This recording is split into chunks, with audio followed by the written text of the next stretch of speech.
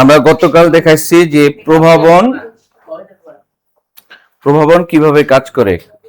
আমরা গতকাল বলছিলাম যে প্রভাবক যেই প্রক্রিয়ায় বিক্রিয়ার হারকে প্রভাবিত করে সেই প্রক্রিয়ার নামই হলো প্রভাবন, তাই না? তো প্রভাবনের ক্রিয়া কৌশলকে আমরা দুই ভাগে ভাগ করতে পারি। একটা হলো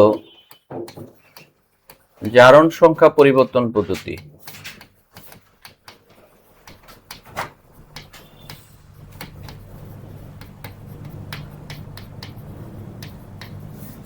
আরেকটা হলো অধিশোষণ পদ্ধতি। একটা হলো জারণ সংখ্যা পরিবর্তন পদ্ধতি, আর একটা হলো অধিশোষণ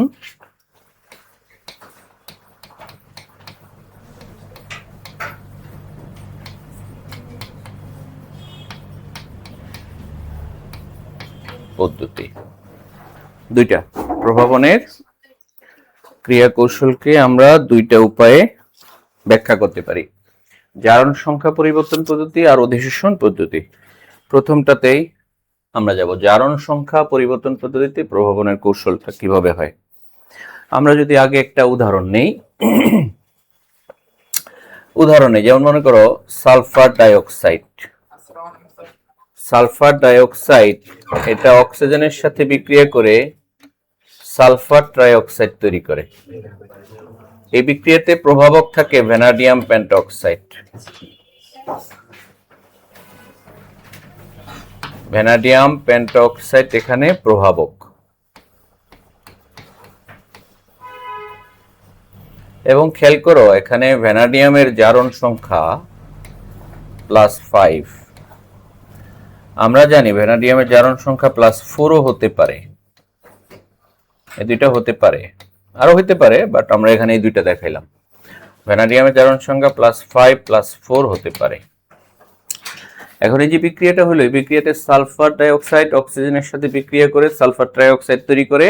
এই সময় ভ্যানাডিয়াম পেন্টঅক্সাইডের প্রভাবটা কি, সে কিভাবে কাজ করলো, সেটাকে আমরা এখানে দেখাইতে চাই যে ভ্যানাডিয়াম পেন্টঅক্সাইড কিভাবে কাজ করলো। এখানে দেখো কৌশলটা হইলো তার জারণ সংখ্যা চেঞ্জ করছে। কিভাবে জারণ সংখ্যা চেঞ্জ করলো? সালফার ডাইঅক্সাইড, খেয়াল করো একটা, আমি আগে একটা উদাহরণ দিই, ব্যাপারটা এরকম উদাহরণ দিই। মনে করো এই মুহূর্তে আমার পকেটে কোনো টাকা নাই, কিন্তু আমার একটা পার্সেল আসছে, ঠিক আছে? এখন আমার টাকা দিতে হবে, এখন আমার কাছে টাকা নাই। এখন আমি বাসায় যাব, টাকা আনবো, দেন পার্সেলটা নিব, কিন্তু আমার ভিতরে খুব ছটফট লাগতেছে, পার্সেলের ভিতরে কি আছে দেখতেই হবে, আমার বলতে তাৎক্ষণিকভাবে দেখতে হবে। তাহলে আমি এই কাজটা যদি এভাবে করি, এই তোরা আমাকে দে তো 500 টাকা দে, তোদের থেকে আমি নিলাম 500 টাকা, নিয়ে ওই বেটারে বিদায় দিলাম, পার্সেল পাইলাম, খুইলা দেখলাম পার্সেল। কয় মিনিট লাগলো? 5 মিনিট লাগলো। তোরা আমাকে বললি না স্যার আমাদের টাকা নাই, দিব না আপনারে। আর কি করবো? আমি বাসায় গেলাম, বাসায় যায় 500 টাকা আইনা ওরে দিতে দিতে 1 ঘন্টা লেগে গেছে। তাহলে আমার ভিতরে ছটফটানি কত মিনিট পরে দূর হয়েছে? 60 মিনিট পরে, ঠিক আছে? দেরি হয়ে গেল না? তাহলে এখানে সালফার ডাইঅক্সাইড কেমন হইতে চায়, ঠিক আছে? তাহলে তার ছটফটানি কি হয়ে যাবে? দূর হয়ে যাবে। এখন সে অক্সিজেন নাই তার কাছে, এখন সে কি করবে? অক্সিজেন বাসা থেকে আইনা এরকম হবে। আরেকটা হলো সালফার ডাইঅক্সাইডের ছাত্র হলো এটা, ও ছাত্রের কাছ থেকে বলছে একটা অক্সিজেন দে তাড়াতাড়ি। সালফার ডাইঅক্সাইডের ছাত্র, দেখো সালফার ডাইঅক্সাইডের ছাত্র বলছে স্যার নেন একটা অক্সিজেন নিয়ে আপনি তাড়াতাড়ি ওরে বিদায় করেন, পার্সেল আলারে বিদায় করেন। বিদায় করার পর তাহলে এখন ও কি হইলো, তাই না? এখন দেখো ওর জারণ সংখ্যা ছিল +5, এখন জারণ সংখ্যা কত হয়েছে? +4। এখন কি হইলো? পড়াটোরা শেষ, ছুটি। তুই বলছিস তুই দাঁড়ায় রইছিস স্যার, আমি তো কিছু বলি না, স্যার আমার টাকা দিবেন না। এইবার কি করছি? তোরে নিয়ে বাসায় গেছি, যা চল বাসায় যাইয়া 500 টাকা এই নে, তোমাকে বিদায় করছি। এবার খেয়াল করো তাহলে ঘটনা কি ঘটলো। 5 থেকে কি হয়েছিল 4, আবার 4 থেকে কি হয়েছে, কিন্তু মাঝখান থেকে আমার শর্ট ফোনটা নেই, তাড়াতাড়ি কি হয়েছে, রিমুভ হয়ে গেছে। কিন্তু আমি যদি তোমার কাছ থেকে অক্সিজেনের হেল্প না পাইতাম তাহলে শর্ট ফোটনে বেশি সময় থাকতো। তাহলে বিক্রিয়া দ্রুত হয়েছে কেন, বুঝছো তো এবার? ভ্যানাডিয়াম পেন্টঅক্সাইড ও অক্সিজেন দিয়া। ক্লিয়ার? ওকে, তাহলে এটা গেল। জারণ সংখ্যা পরিবর্তন পদ্ধতি গেল। তুলে নেই দ্রুত।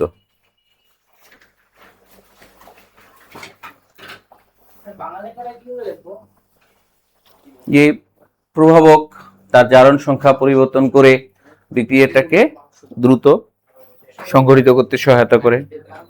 এখন এটাকে যদি উদাহরণ হিসেবে নিয়ে তারপর প্রত্যেকটা লাইন আলাদা আলাদা ব্যাখ্যা দিবা। যেখানে ভ্যানাডিয়াম পেন্টঅক্সাইড একটা অক্সিজেন দিল, তার জারণ সংখ্যা 5 থেকে 4 হলো, তারপর আবার সে ওই অক্সিজেন পরিবেশ থেকে শোষণ করে নিল, আবার জারণ সংখ্যা আগের মতো হয়ে গেল। ওকে, আচ্ছা এবার দেখো পরিশোষণ পদ্ধতিতে প্রভাবনের ক্রিয়া কৌশল। আচ্ছা এটার একটা আগে উদাহরণ দিয়ে নেই। মনে করো তোমার একটা ছোট ভাই ফার্স্ট ইয়ারে ভর্তি হয়েছে আদমজি কলেজে। তোমার বাড়ি হলো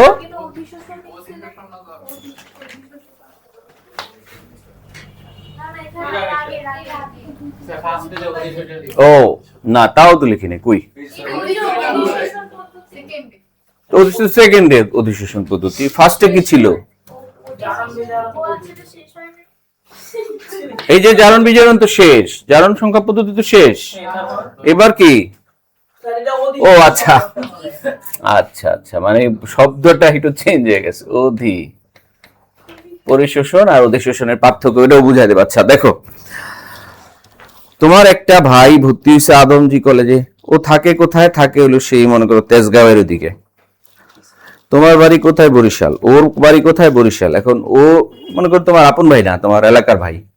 এখন ওর বাবা তোমাকে ফোন দিয়ে বলছে, এই আমার ছেলেটাকে তো নতুন ভর্তি হয়েছে, পূজার তো বন্ধ হয়েছে, একটা কাজ করো তুমি একটু আমার ছেলেকে নিয়ে এসো।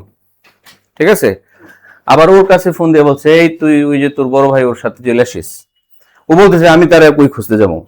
আবার তুমি যখন তোমাকে যখন ফোন দিছে তুমি বলতেছো ভাই আমি ওরে কই খুঁজে পামো আবার। এবার সে বলছে কি, দেখো শাহবাগে আমাদের একটা পরিচিত ফার্মেসি আছে, আলু খালু ফার্মেসি দোকানের নাম।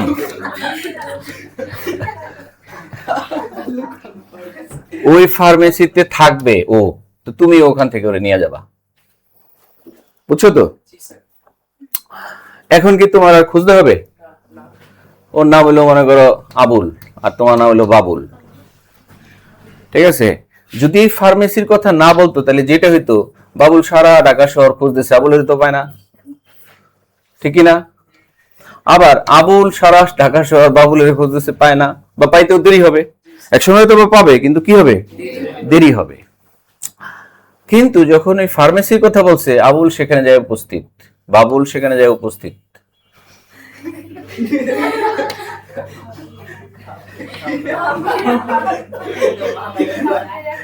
ঠিক আছে? আবুল বাবুল সেখানে যায় উপস্থিত, দুইজনেই উপস্থিত।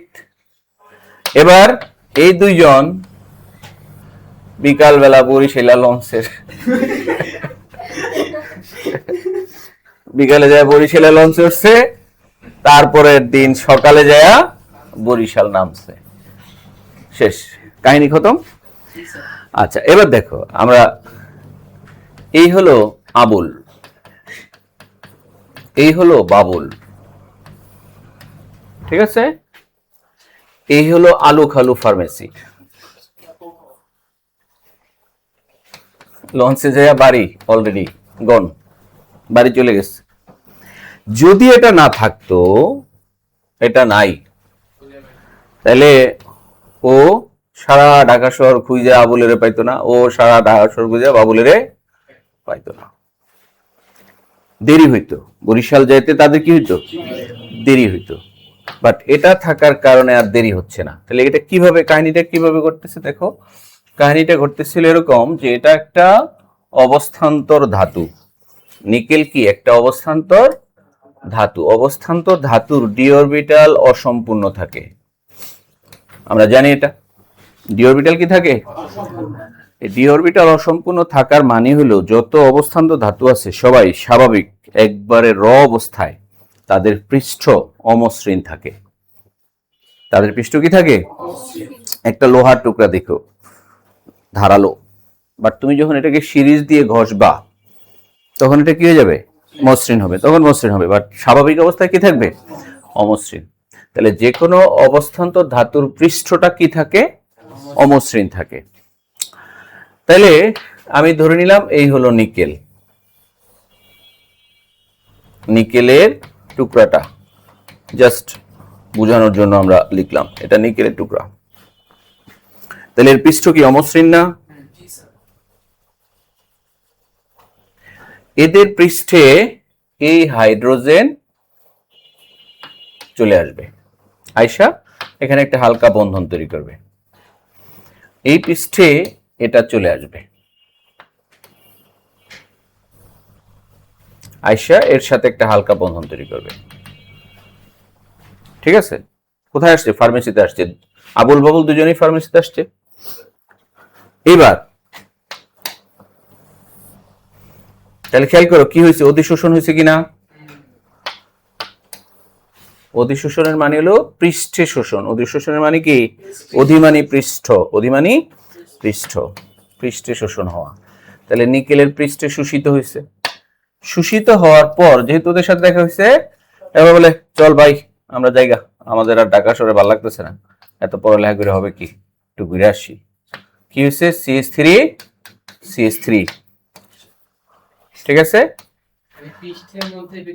হ্যাঁ বিক্রিয়া ঘটালো। এবার এই যে বাড়ি গেছে অলরেডি, সকালবেলা বরিশাল। ঠিক আছে, যদি এই নিকেল না থাকতো তাহলে ও সারা বায়ুমণ্ডলে ঘোরাঘুরি করতেছে, ও সারা বায়ুমণ্ডলে ঘোরাঘুরি করতেছে, দেখা সাক্ষাৎ নাই, বিক্রিয়া অনেক দেরি হয়ে যাবে, উৎপাদ তৈরি হইতে সময় লাগবে। এইভাবে একটা প্রভাবকের পৃষ্ঠে শোষণের মাধ্যমে যদি বিক্রিয়া হয় সে বিক্রিয়ার নাম অধিশোষণ পদ্ধতিতে প্রভাবন। ক্লিয়ার, এক্ষেত্রে খেয়াল করো এটা অসমসত্ব কারণ এটা কঠিন, আর বাকিগুলো কি,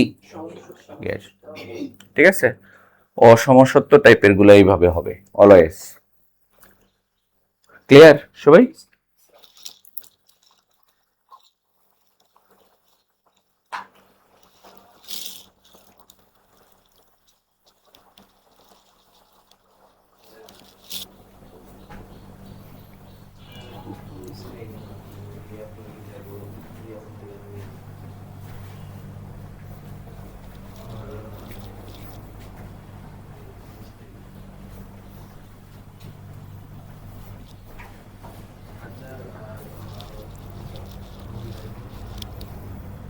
আর এই জন্যই কি বিয়ে করার জন্য কি লাগে, ঘটক লাগে, ঘটক, নিকেল কি নান্নু ঘটক।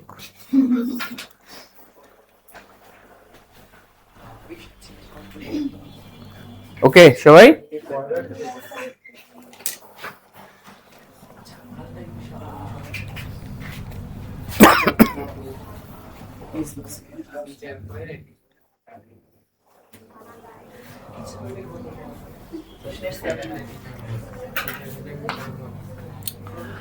দেখো বিক্রিয়া সংগঠনের তত্ত্ব দুইটা তত্ত্ব, একটা হলো সংঘর্ষ তত্ত্ব আর একটা হলো অবস্থান্তর অবস্থা তত্ত্ব। একটা কেন বলতেছি সংঘর্ষ তত্ত্ব, আর একটা হলো অবস্থান্তর অবস্থা।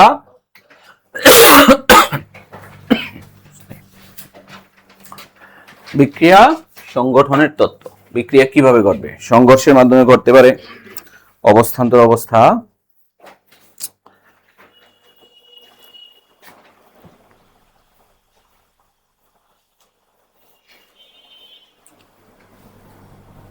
বুঝছে।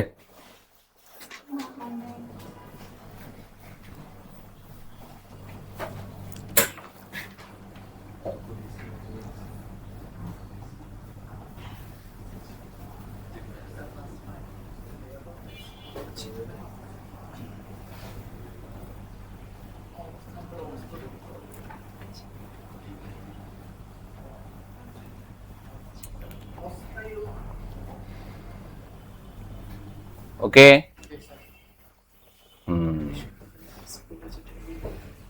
আচ্ছা,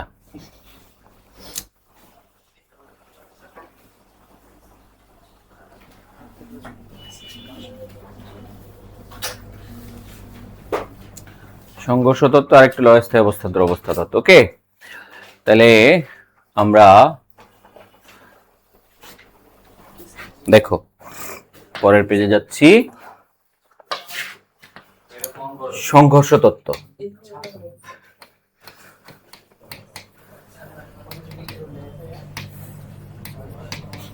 সংঘর্ষ তত্ত্ব খেয়াল করো। তাহলে সংঘর্ষ তত্ত্ব কিভাবে হবে? অবশ্যই সংঘর্ষ তত্ত্বের মূল কথা বিক্রিয়া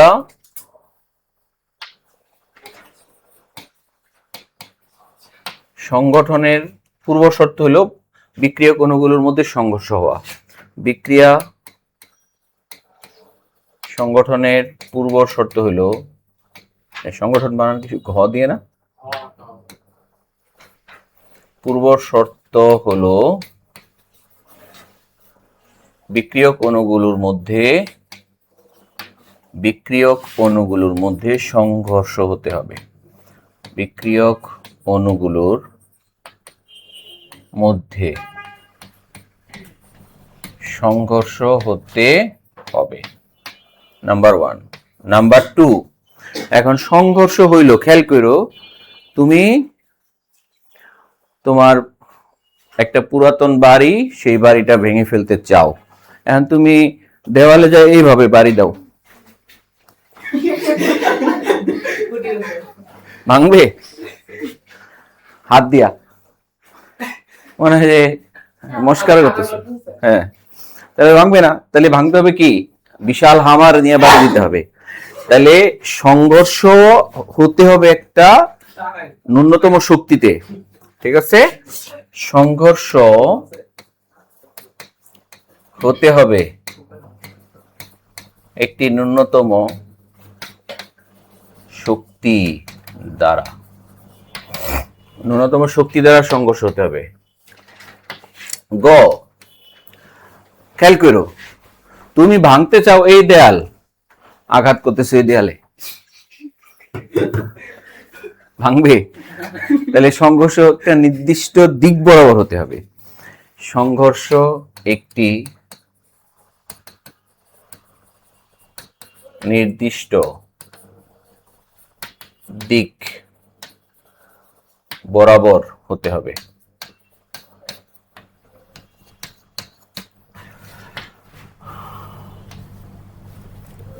তাহলে বিক্রিয়া সংগঠনের পূর্বে সংঘর্ষ হতে হবে, এবং সংঘর্ষ হতে হবে একটা নির্দিষ্ট শক্তি দ্বারা, এর কম হলে হবে না। আর সংঘর্ষ হতে হবে একটি নির্দিষ্ট দিক বরাবর।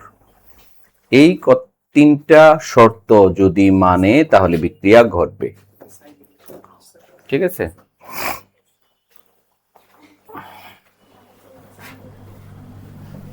লিখছি সবাই? দেখো, এখন মনে করো এ আর বি বিক্রিয়া করবে, কিন্তু তাদের মধ্যে সংঘর্ষই হচ্ছে না, তাহলে উৎপাদ তৈরি হবে? তাহলে সংঘর্ষ নাই, উৎপাদ তৈরি হবে না। এ এবং বি সংঘর্ষ করতেছে, বাট এতই অল্প শক্তিতে যে তাদের মধ্যে বিক্রিয়া হচ্ছে না।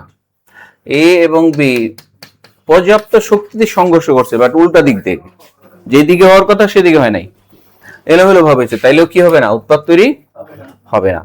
এ এবং বি সংঘর্ষে লিপ্ত হয়েছে নির্দিষ্ট শক্তি দ্বারা নির্দিষ্ট দিক বরাবর, তাহলে কি হবে? উৎপাদ তৈরি হবে, প্রোডাক্ট হবে, ঠিক আছে? তাহলে খেয়াল করো, এখানে সংঘর্ষ হয় নাই, উৎপাদ নাই। সংঘর্ষ নির্দিষ্ট শক্তি দ্বারা হয় নাই,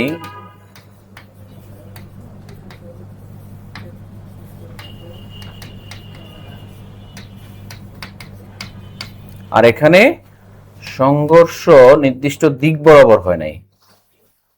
সংঘর্ষ নির্দিষ্ট দিক বরাবর ঘটেনি।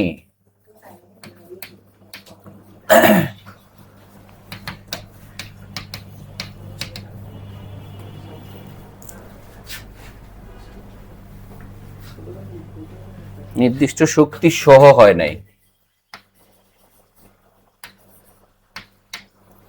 নির্দিষ্ট শক্তি সহ হয় নাই, সংঘর্ষই হয় নাই, সংঘর্ষ হয়েছে কিন্তু নির্দিষ্ট শক্তি সহ হয় নাই।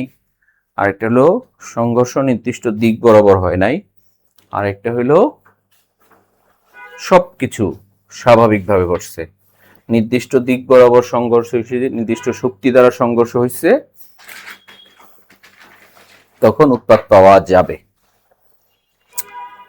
আশা করি ব্যাপারটা ক্লিয়ার।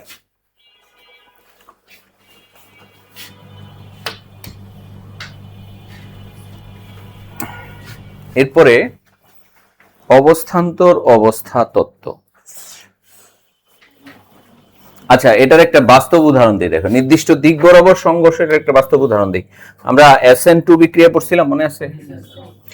আচ্ছা, SN2 বিক্রিয়া যে পড়ছি, খেয়াল করো, এই হলো হাইড্রোজেন হাইড্রোজেন হাইড্রোজেন, OH, মনে আছে? এদিক দিয়ে আঘাত করছে, এরকম ছিল। এখন OH এই দিকটা যায় নাই, গেছে কোন দিকটা? এই দিক দিয়ে। হবে বিক্রিয়া হবে? এদিক দিয়ে সারাদিন যে যদি ক্লোরিনকে ধাক্কা মারে কোনো লাভ নাই, ধাক্কা মারতে হবে এই দিক দিয়ে, তাই না? তাহলে নির্দিষ্ট দিক বরাবর বিক্রিয়া ঘটতে হবে, তাইলেই বিক্রিয়া হবে, আদারওয়াইজ হবে না। ওকে, এবার অবস্থান্তর অবস্থা তত্ত্ব। এটাও দেখো SN2 বিক্রিয়া দিয়ে আমরা বুঝাতে পারি। অবস্থান্তর অবস্থা তত্ত্ব। অবস্থান্তর অবস্থা তত্ত্ব মানে হলো, আমরা জানি বিক্রিয়া যখন ঘটে তখন পুরাতন বন্ধন ভাঙে আর নতুন বন্ধন সৃষ্টি হয়। পুরাতন বন্ধন ভাঙতে থাকে, নতুন বন্ধন সৃষ্টি হয়। খেয়াল করো তো, আমরা যে SN2 বিক্রিয়া পড়ছিলাম,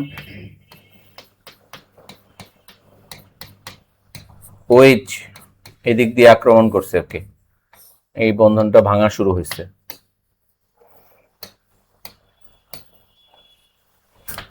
তাহলে একটা সময় পরে কি হয়েছে? OH এর সাথে ডট ডট ডট ডট নতুন বন্ধন তৈরি, ডট ডট ডট ডট পুরাতন বন্ধন ভাঙছে।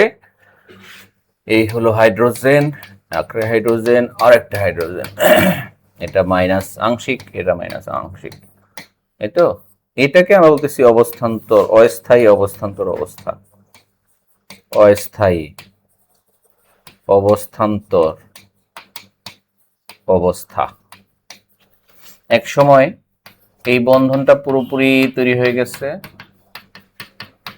আর ক্লোরিনটা পুরোপুরি বিচ্ছিন্ন হয়ে গেছে, উৎপাদ তৈরি হয়ে গেছে। তাহলে বিক্রিয়ক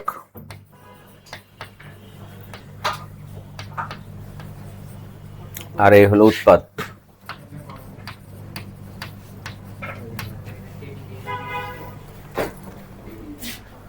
ঠিক আছে?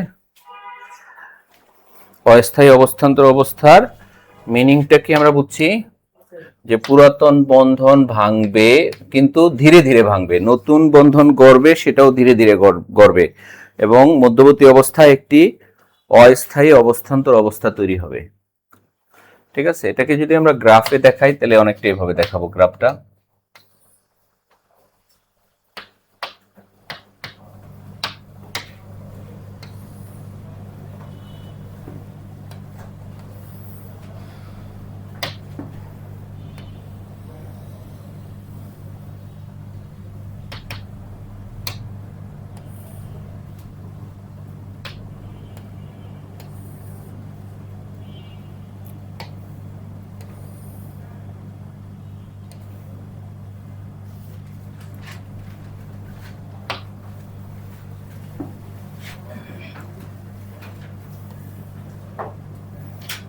এটা হলো যে অস্থায়ী অবস্থান্তর অবস্থা।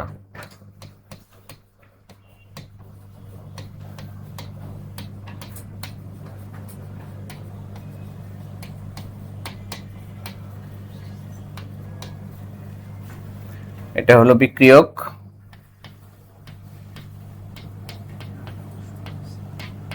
এটা হলো উৎপাদ।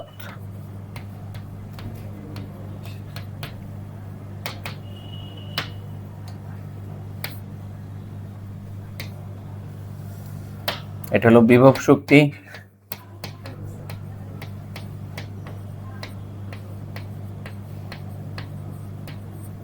এটা হলো রিঅ্যাকশন কোঅর্ডিনেট।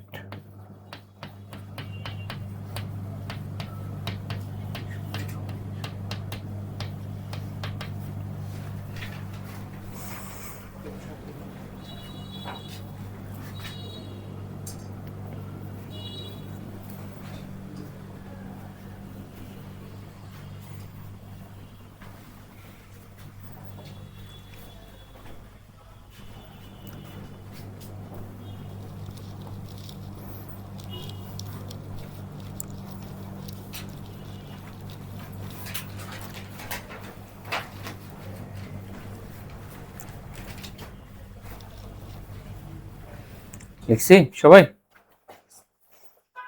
পরের পেজে যাই।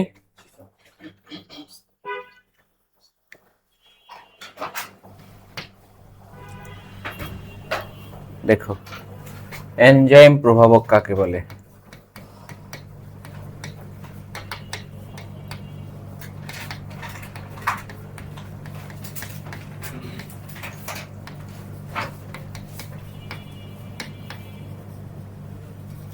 উচ্চ আণবিক ভর বিশিষ্ট, নাইট্রোজেন যুক্ত,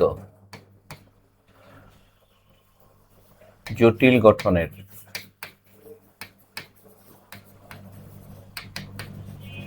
বর্তুলাকার,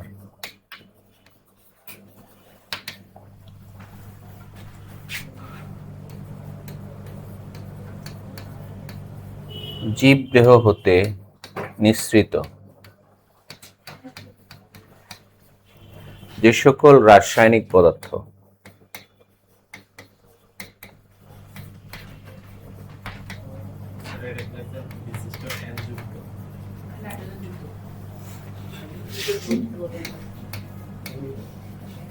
তোরা কি আর্টসের পোলাপান, সায়েন্সের পোলাপান তো সায়েন্সের মতো বলতে হবে কথা। যে সকল রাসায়নিক পদার্থ জীবদেহের অভ্যন্তরের বিক্রিয়াগুলোর উপর প্রভাব সৃষ্টি করে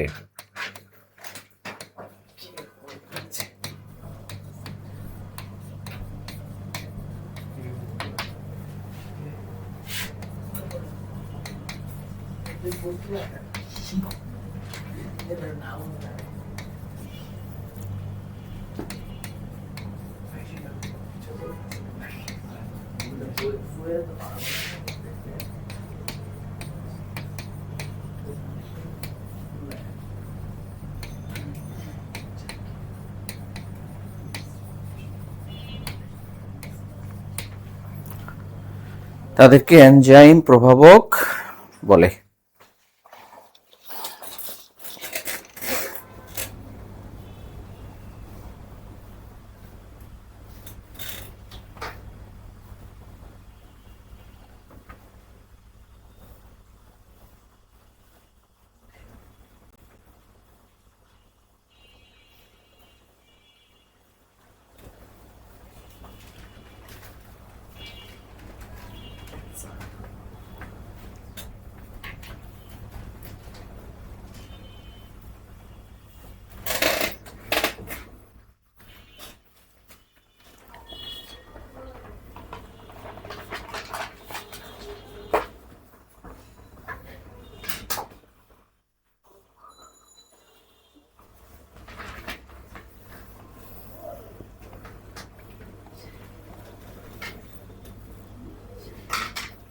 লিখছি সবাই?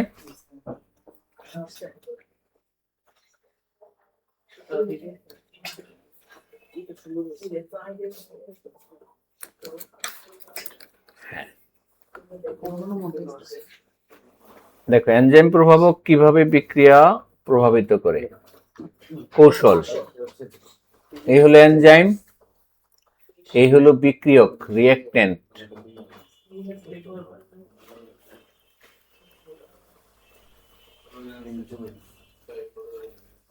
অস্থায়ী,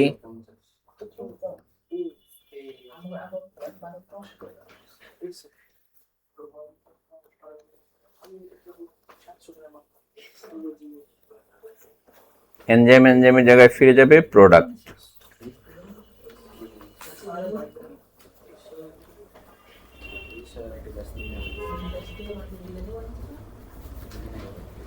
বিক্রিয়ক,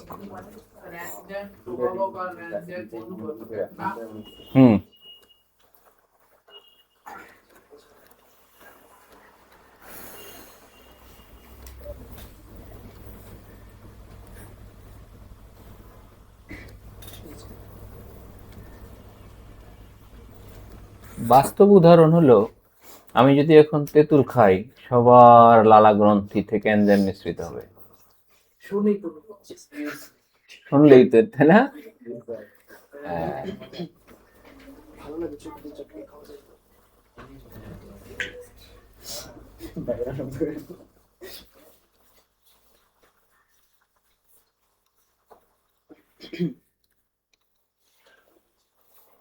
আচ্ছা, আর আমরা এখানে একটা উদাহরণ হিসেবে দিই, যেমন মনে করো এটা চিনি, তাই না? এখানে একটা এনজাইম থাকে ইনভার্টেস।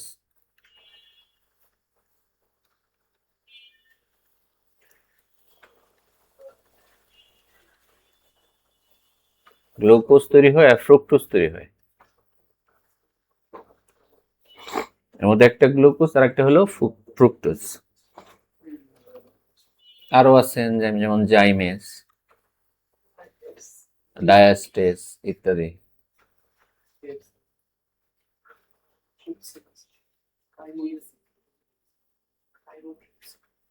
বিটা গ্লাইকোসাইডেস ইত্যাদি। এমসিকিউ সৃজনশীল ক খ গ ঘ আসার সম্ভাবনা কম এগুলা থেকে।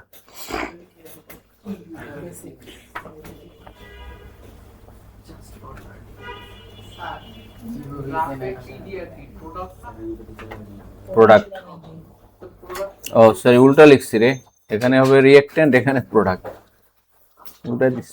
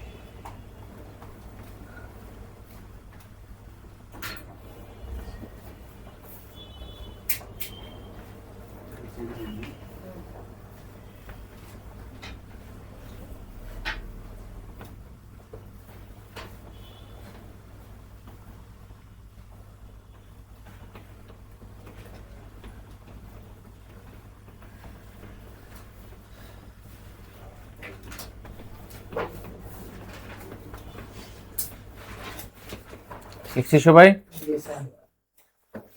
বৈশিষ্ট্য,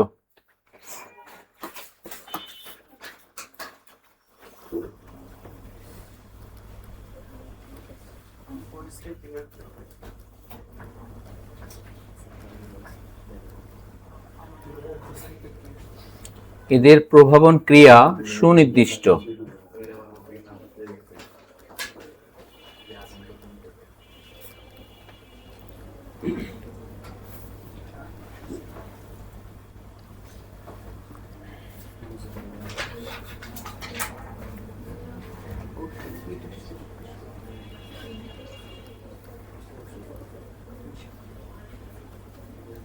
এনজাইমের প্রভাবন ক্রিয়া অত্যন্ত কার্যকর, বুঝছো তো? এবং দেখা গেছে কোনো অ্যানহাইড্রেস এনজাইম 1 মিনিটে প্রায় 360 লক্ষ কার্বনিক অ্যাসিডকে বিয়োজিত করে। যেমন দিয়ে আমরা এটা লিখতে পারি, যেমন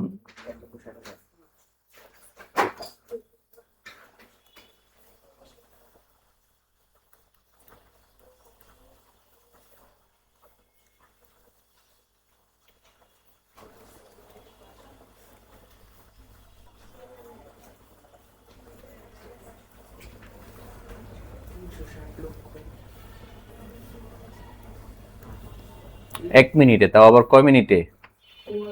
এই ঘটনা ঘটে 1 মিনিটে, তার মানে কত দ্রুত হয় বুঝছো তো এবার?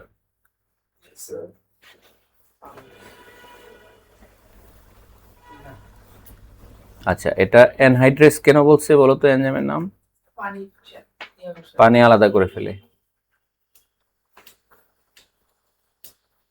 এই যে কার্বনিক অ্যাসিডের পানিটা আলাদা করে কার্বন ডাই অক্সাইড তৈরি করে।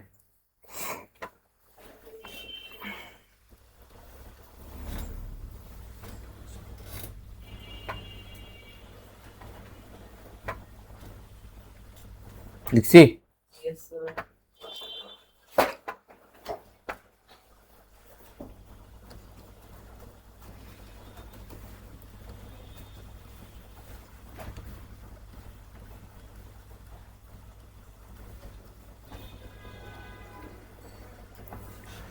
যদি কোনো দ্রবণে পিএইচ এর মান 7 হয় তাহলে এনজাইমের প্রভাবনটা ভালো হয়।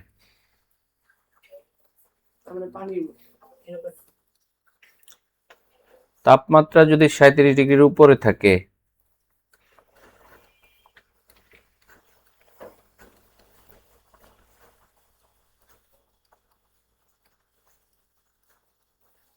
প্রভাবন সহজ হয়। ওকে,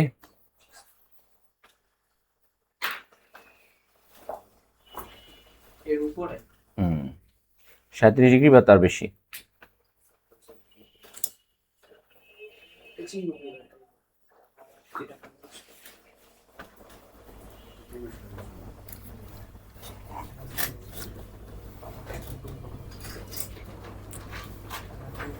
বুঝছে সবার?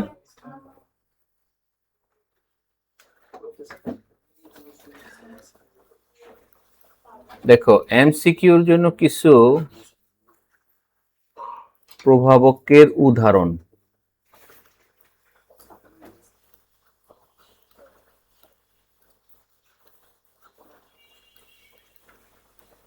জাস্ট আমরা একটু শর্টকাট আকারে লিখে রাখবো। প্রথমে অসম সত্য,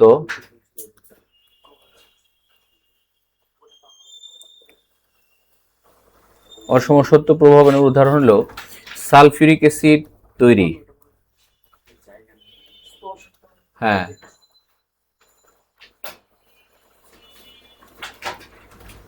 উৎপাদের নাম হলো সালফিউরিক অ্যাসিড, প্রভাবকের নাম হলো ভ্যানাডিয়াম পেন্টাঅক্সাইড অথবা প্লাটিনাম। এটা হলো 1 নাম্বার। 2 নাম্বার হলো নাইট্রিক অ্যাসিড তৈরি, অসওয়াল্ডের পদ্ধতি।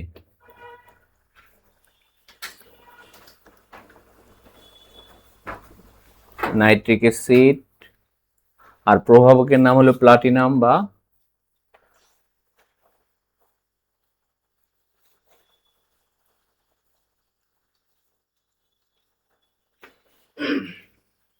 রোডিয়াম। 3 নাম্বার অ্যামোনিয়া হেবার পদ্ধতি, অসওয়াল্ড পদ্ধতি, এক্ষেত্রে লোহা। অসওয়াল্ড পদ্ধতি।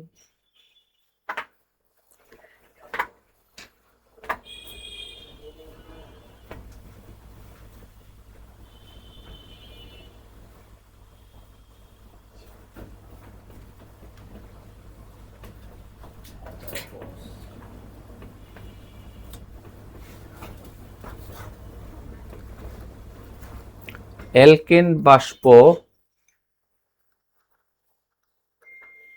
অ্যালকেন প্লাস জলীয় বাষ্প, রিফর্ম। এই বিক্রিয়া কি হয়? কার্বন মনোক্সাইড আর হাইড্রোজেন গ্যাস তৈরি হয়। এখানে আমাদের লাগে মেইনলি নিকেল।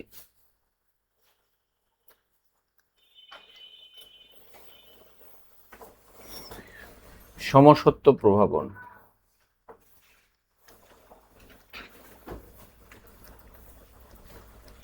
সমসত্ব প্রভাবনের উদাহরণ হলো নাম্বার 1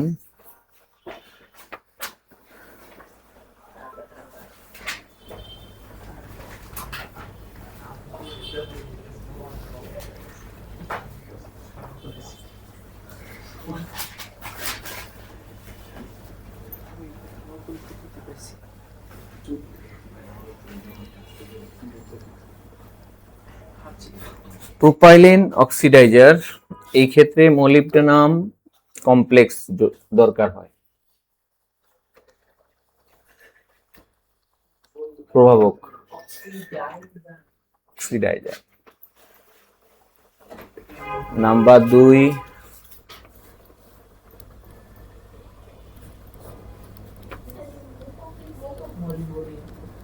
মলিবডেনাম এমও।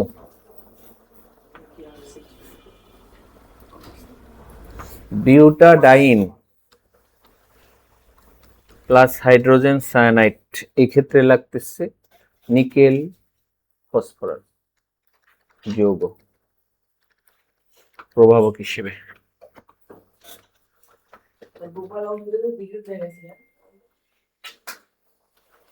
না, এর এখানে বিক্রিয়া নাই আমাদের ওইভাবে। এস্টার তৈরির সময় লাগে আমাদের। প্রভাবনের গুরুত্ব লিখবে এবার।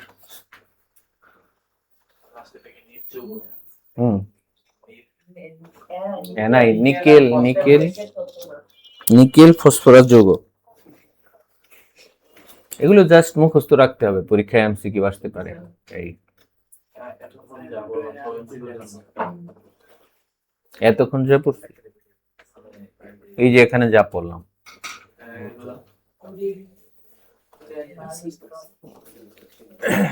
লিখো প্রভাবকের গুরুত্ব।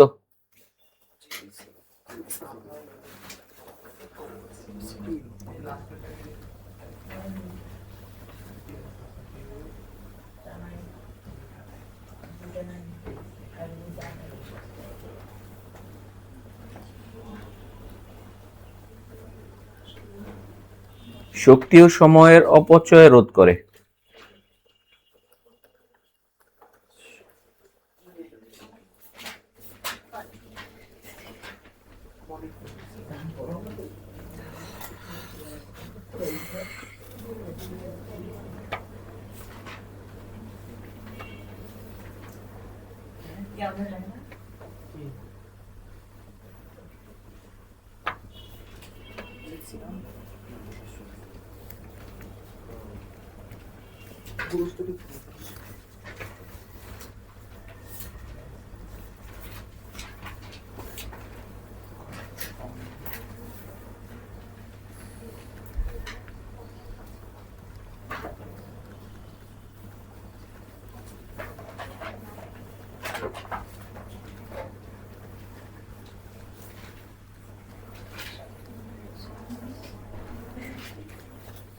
খরচ কমায় মানে কি? দ্রুত হলে খরচ কমে।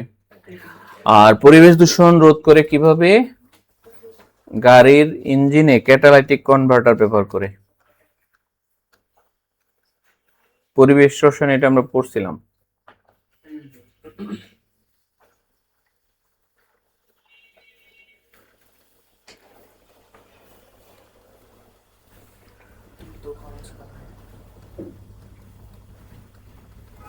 ক্যাটালাইটিক কনভার্টার ব্যবহার করলে দ্রুত হবে। এক্ষেত্রে যেটা হয়, যেমন আমরা যদি কোনো হাইড্রোকার্বন নেই, সেটাকে অক্সিজেন দ্বারা পোড়ায়, এক্ষেত্রে প্রভাবক থাকে প্লাটিনাম। কার্বন ডাই অক্সাইড তৈরি হয়, পানি তৈরি হয়, এটা একটা বিক্রিয়া।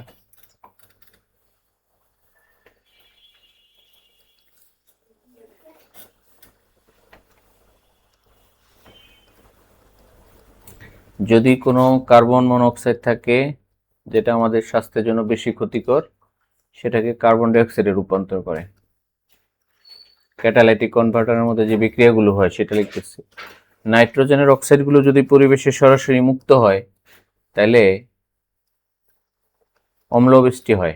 যাতে অম্লবৃষ্টি না হয় সেই জন্য আমরা, সরি এখানে অক্সিজেনটা হবে, এই প্লাটিনাম প্রভাবক ব্যবহার করে আমরা এটা করতে পারি ক্যাটালাইটিক কনভার্টারের মাধ্যমে।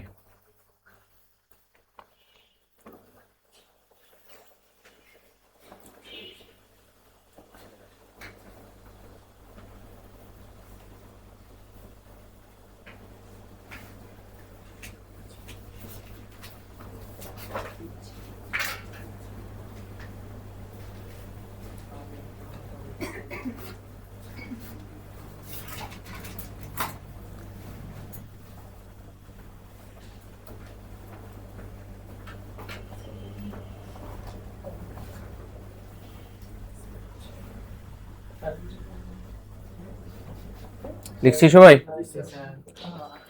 ওকে, এবার লিখো রাসায়নিক সাম্যাবস্থা। রাসায়নিক সাম্যাবস্থা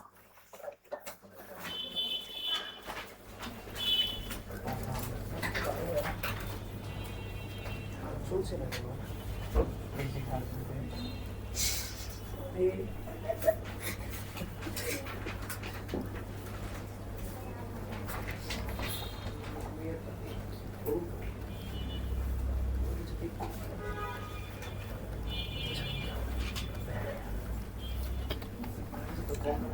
কোনো উভমুখী বিক্রিয়া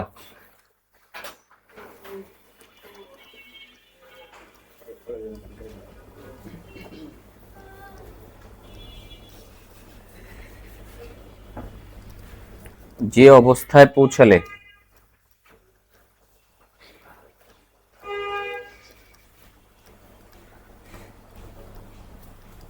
তার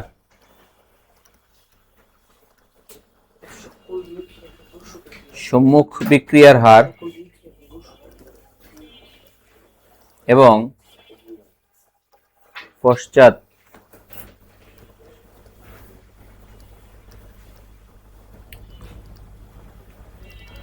বিক্রিয়ার হার পরস্পর সমান হয়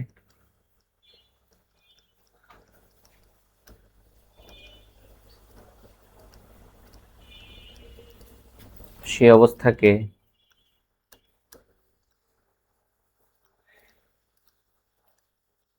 রাসায়নিক সাম্যাবস্থা বলে।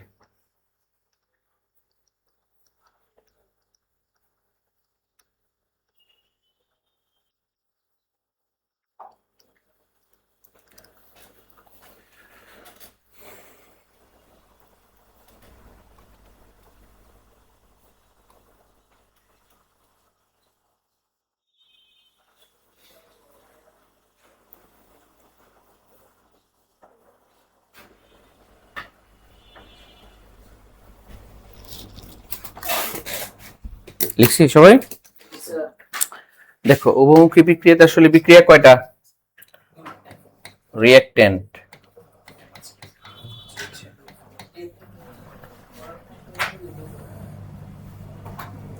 প্রোডাক্ট, আবার এখানে বিক্রিয়া দুইটা, একটা হলো ফরওয়ার্ড রিঅ্যাকশন। তাহলে অবস্থা যদি এরকম হয়, বিক্রিয়ার কোনো অবস্থা যদি এরকম হয় RF = RB হয়, তখন আমরা সেই অবস্থার নাম বলবো কি?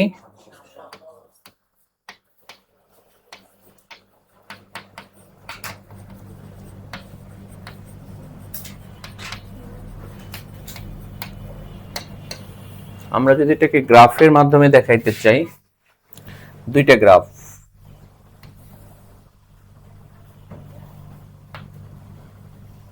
একটা হলো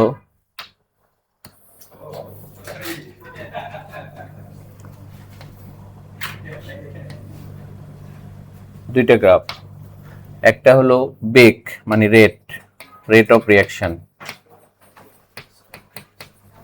আর একটা হলো টাইম।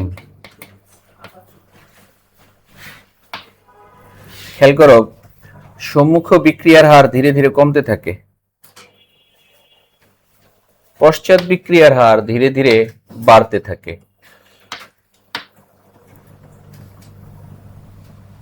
একটা সময় যায় দুইটা কি হয়ে যায়? সমান হয়। এক সময় গিয়ে দুইটাই কি হয়? সমান হয়। দুইটাই সমান হয়।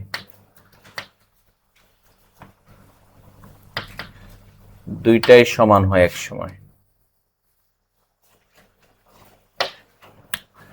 এই অবস্থাকে আমরা বলতেছি রাসায়নিক সাম্যাবস্থা। এক সময় গিয়ে দুইটাই সমান হচ্ছে, এই অবস্থার নাম বলতেছি রাসায়নিক সাম্যাবস্থা। এই কি এখানে RF and RB সমান, এটা হলো RB ব্যাকওয়ার্ড রিঅ্যাকশন।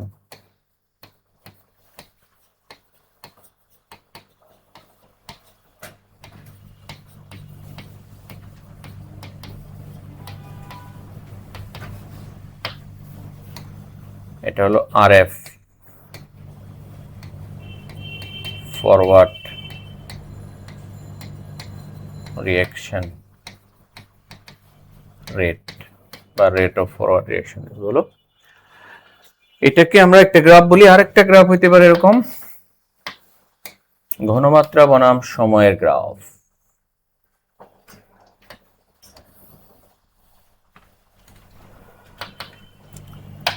এই ক্ষেত্রে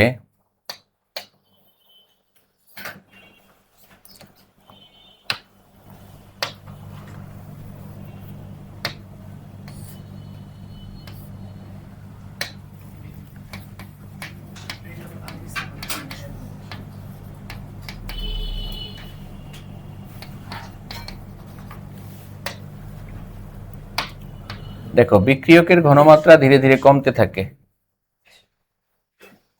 বিক্রিয়কের ঘনমাত্রা ধীরে ধীরে কমতে থাকে। এক সময় সেটা এক্স অক্ষের সমান্তরাল হয়, আর একটা হলো উৎপাদের ঘনমাত্রা ধীরে ধীরে বাড়তে থাকে। এক সময় সেটা সমান্তরাল হয়। তাহলে এটা হলো উৎপাদ, প্রোডাক্ট।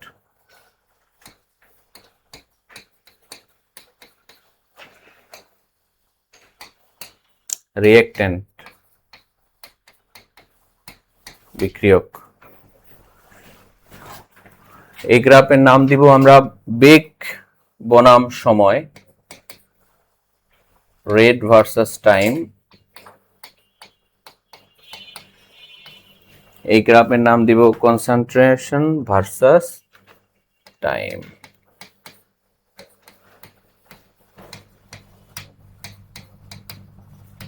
দুইটা গ্রাফ।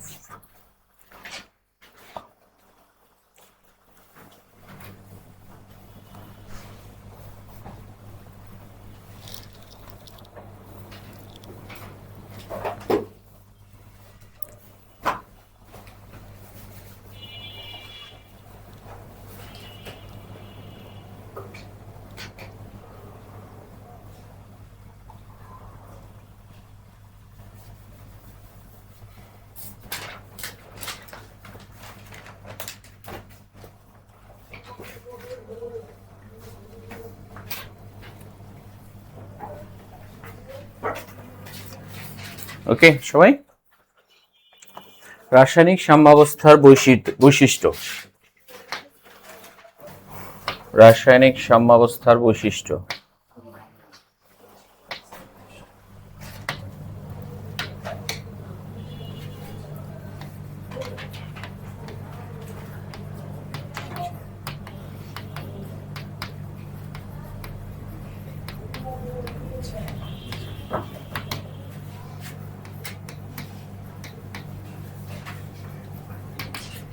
বৈশিষ্ট্য নাম্বার 1,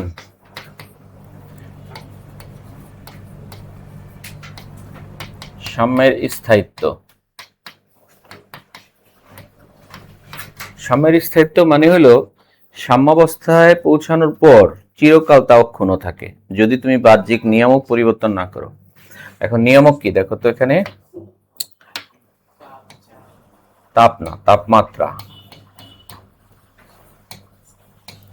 তাপমাত্রা, চাপ, ঘনমাত্রা,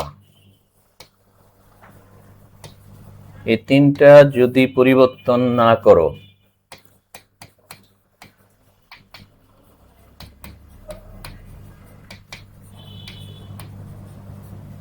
সাম্যাবস্থা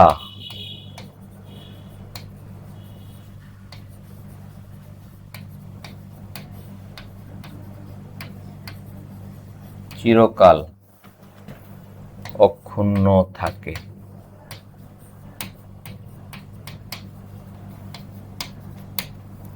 সাম্যাবস্থা চিরকাল কি থাকে? অক্ষুণ্ণ থাকে, চেঞ্জ হবে না। চেঞ্জ করলে চেঞ্জ হবে, না হয় চেঞ্জ হবে না। তাহলে সাম্যের স্থায়িত্ব 1 নাম্বার। 2 নাম্বার,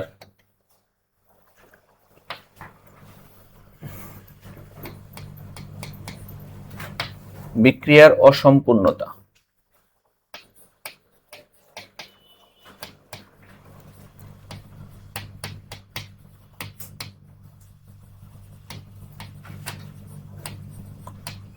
মনে রাখবা, সাম্যাবস্থায় পৌঁছানোর পর ওই বিক্রিয়ার কোনোদিন শেষ হবে না, বিক্রিয়া চলতে থাকবে অনন্তকালের জন্য। অনন্তকালের জন্য বিক্রিয়া চলতে থাকবে।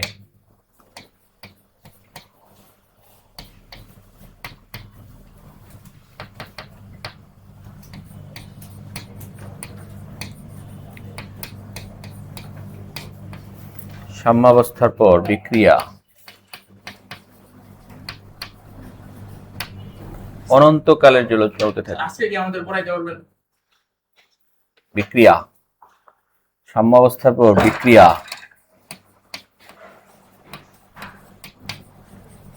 অনন্তকালের জন্য চলতে থাকে।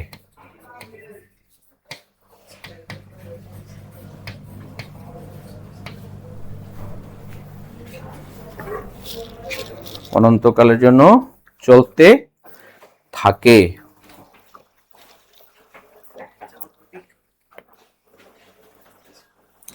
কখনো শেষ হবে না, ঠিক আছে? কখনো বিক্রিয়া শেষ হবে না।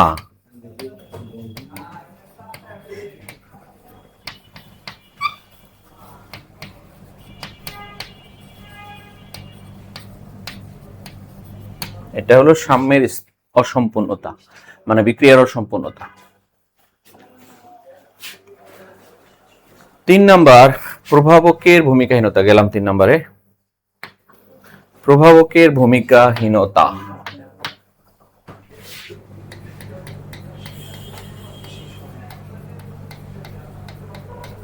প্রভাবকের ভূমিকা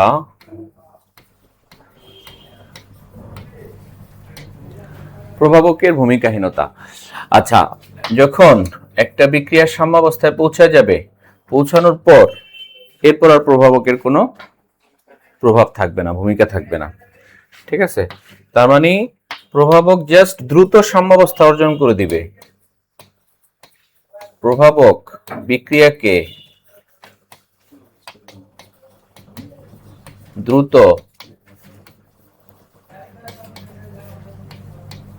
সাম্যাবস্থায় পৌঁছে দেয়।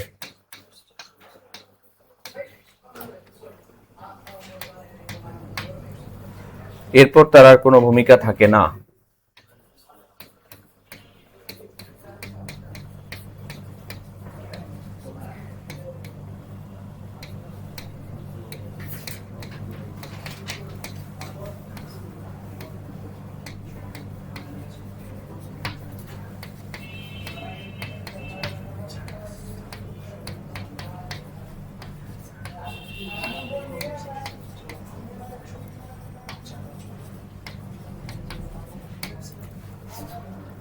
এরপর লিখো, উভয় দিক থেকে সুগম্যতা। 4 নাম্বার,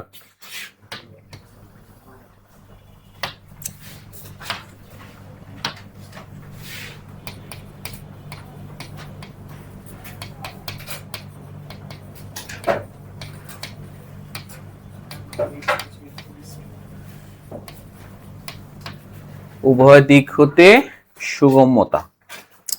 অর্থাৎ সাম্যাবস্থা বিক্রিয়কের দিক থেকেও শুরু হতে পারে, উৎপাদের দিক থেকেও শুরু হতে পারে।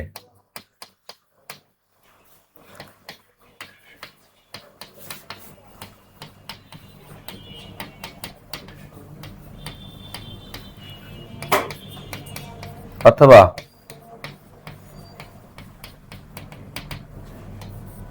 প্রান্ত, যে কোনো দিক থেকেই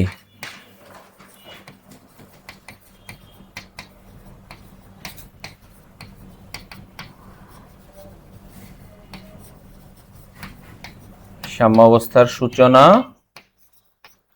হতে পারে। যে কোনো দিক থেকে সাম্যাবস্থার সূচনা হতে পারে, বিক্রিয়কের প্রান্ত থেকে হইতে পারে, উৎপাদের প্রান্ত থেকে হইতে পারে। দুইটা তো সেম টাইমে আরে এই যে গ্রাফ বুঝলেই তো হয়ে গেল বেটা। গ্রাফ এই যে দিক থেকে যদি যায়, এদিক থেকে যদি, কোনটা আগে গেল? দুইটা একসাথে গেলে একসাথেই হলো, যেটা আগে যাবে সেটা আগে।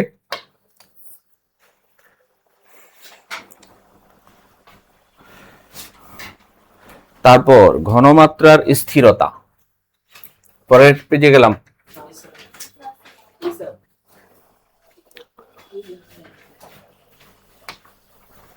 5 নাম্বার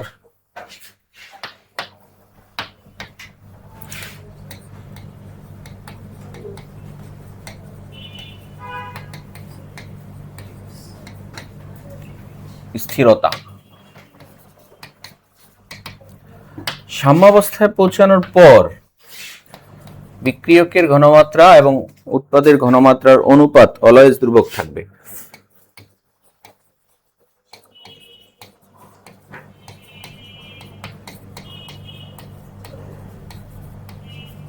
পৌঁছানোর পর প্রোডাক্ট is to reactant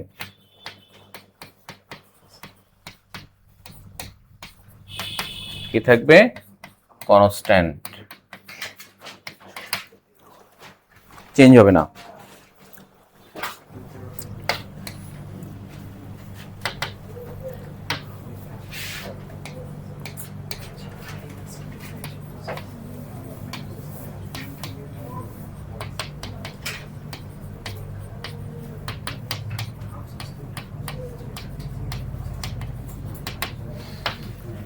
সাম্যাবস্থায় পৌঁছানোর পর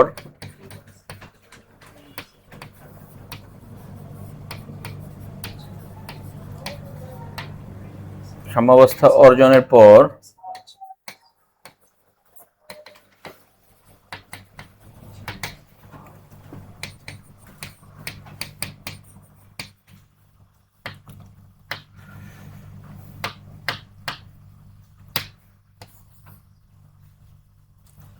rate of forward reaction and rate of backward reaction fixed হয়ে যাবে।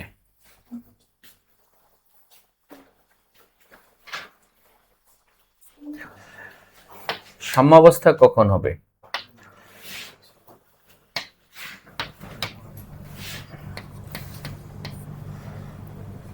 বিক্রিয়া পাত্রের আবদ্ধতা।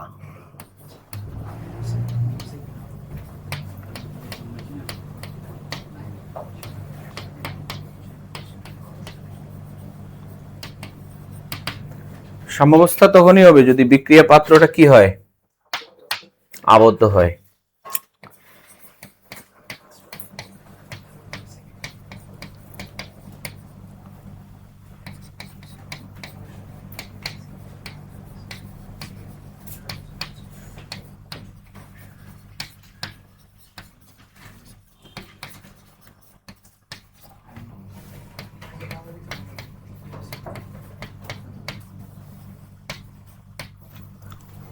সাম্যাবস্থা অর্জন সম্ভব। ওকে, হয়ে গেল আমাদের বৈশিষ্ট্য। সাম্যাবস্থায় অবশ্য মুক্ত শক্তির পরিবর্তন শূন্য হয়, এটাও লিখে রাখতে পারো।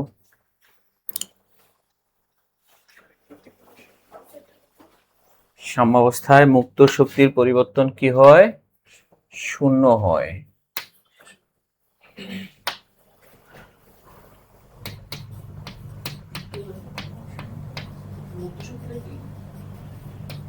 Free energy del G equals to 0। সাম্যাবস্থায় ডেল জির মান কত হয়? 0 হয়। মুক্ত শক্তির পরিবর্তন কি হয়? শূন্য হয়। Change of free energy, change of free energy. এখন ফ্রি এনার্জি কি, তাই না? যে এনার্জিটা কাজে রূপান্তর হয়ে যায় তাকে বলে ফ্রি এনার্জি। শক্তির, মনে করো 10 কিলো জুল শক্তি আছে, এটা কাজে রূপান্তর হয়েছে 8 কিলো জুল, আর কাজে রূপান্তর হয় নাই 2 কিলো জুল। এটা হলো মানে একটা নর্মাল একবারে ইনিশিয়াল একটা ধারণা। এটা হলো মুক্ত শক্তি, এটা হলো এন্ট্রপি। ঠিক আছে? যেটা কাজে রূপান্তর হয়ে গেছে, কাজ পাইছো, কাজ সেটা কি? মুক্ত শক্তি। আর যেটা কাজ হয় নাই, বিশৃঙ্খল অবস্থা আছে, সেটা কি? এন্ট্রপি। ঠিক আছে? তাহলে কোন সিস্টেমের যতটুকু শক্তি কাজে রূপান্তর হয় সেটাকেই ওই সিস্টেমের মুক্ত শক্তি বলে। এটা জাস্ট বোঝানোর জন্য, বাট গাণিতিক ব্যাখ্যা থেকে আরো ডিটেলস বিশাল আছে। আর যতটুকু শক্তি কাজে রূপান্তর হয় না তাকেই বলে এন্ট্রপি। বুঝছো, ওই যে আমরা পড়াইলাম, পড়ানোর মধ্যে 10 মিনিট 20 মিনিট গল্প গুজব হয়েছে, দিস ইজ কল্ড এন্ট্রপি। আর যেটা পড়ালেখা হয়েছে ওটা called free energy. And free energy মানে কি, মনে করো আমি এই যে হাঁটতেছি, হাঁটার কারণে আমার বডি থেকে একটা শক্তি কি কমে যাচ্ছে না, ওই শক্তি কি বলতেছে, hi sir I am free from your body, তাই না? সে কি বলবে, স্যার আমি কিন্তু আপনার বডি থেকে কি হয়ে গেছি, ফ্রি হয়ে গেছি। ঠিক আছে, I can't return to your body, আমি আপনার বডিতে আর ফিরে আসবো না। এখন আমি যদি খাইলে কি ওই শক্তি আসবে, নতুন শক্তি আসবে, ওইটা আর আসবে না, ওটা ফ্রি ফ্রম মাই বডি। ঠিক আছে, ওইটাকেই বলতেছি আমার বডির মুক্ত শক্তি, যেই শক্তিটা বডি থেকে কি হয়ে গেছে, রিলিজ হয়ে গেছে। ওকে, তাহলে সাম্যাবস্থার বৈশিষ্ট্য হয়ে গেল আমাদের, তাই তো?